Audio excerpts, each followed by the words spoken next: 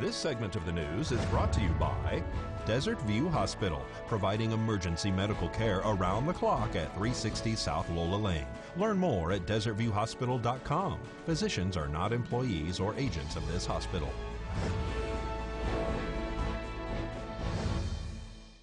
Welcome back to News 46. Unfortunately, there's news of another horrific mass shooting Wednesday night at a bar in Thousand Oaks, California. 12 people were killed, including an officer. The 28-year-old gunman allegedly took his own life inside the bar shortly after he senselessly opened fire into the crowded borderline country music bar and grill. Police say the killer is a former Marine named David Long, who had recent contact with police concerning his mental stability. The suspect, who was armed with a .45 caliber handgun, was dressed in black and threw smoke bombs as he began shooting at targets as young as 18 years old. And turning to more national news, now here's Angela Miles with today's Business First Brief. Topping our news, Wealth Management Division at Wells Fargo plans to retire in March.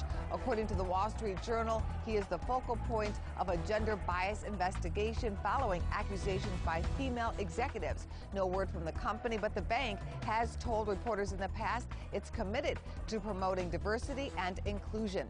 Papa John's sales are still down, but are starting to show signs that better days could be ahead. The stock rallied Wednesday. Analysts say investors are taking a shot on the stock, thinking someone might step in to buy the pizza chain. Among other big moving stocks, Etsy shares surged on Wednesday. The crafty website company turned in earnings and revenue that were higher than anticipated. Etsy also lifted its full-year forecast. Match Group shares broke down after the online dating service came in light on its revenue forecast. Match Group also owns Tinder. Thanks, Angela. Nye County Sheriff's Office deputies transported a man to jail after he allegedly assaulted someone with a knife. Patrol members be advised.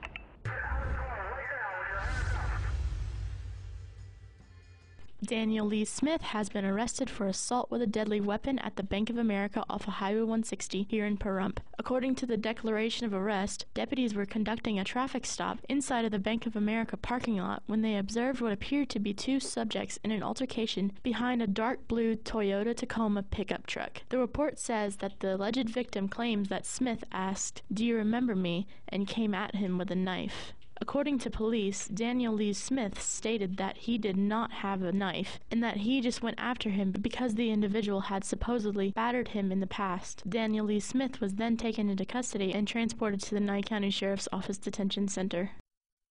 And a nationwide warrant arrest is made in Tonopah for a wanted suspect.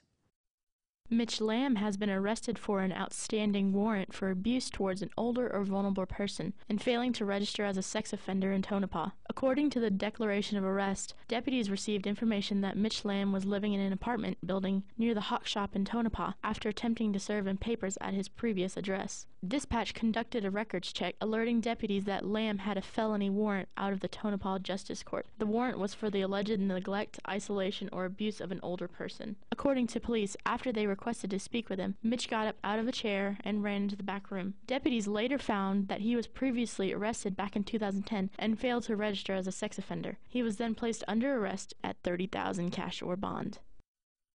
Donald Trump has fired his Attorney General, Jeff Sessions, who recused himself from the Russian probe investigating election meddling. FBI Special Counsel Robert Mueller has one final report on the investigation. The termination is sparking protests throughout the country to allow Mueller and his team to continue the investigation without interference. The new Attorney General put in place has been outspoken as to his loyalty to the president and against the investigation.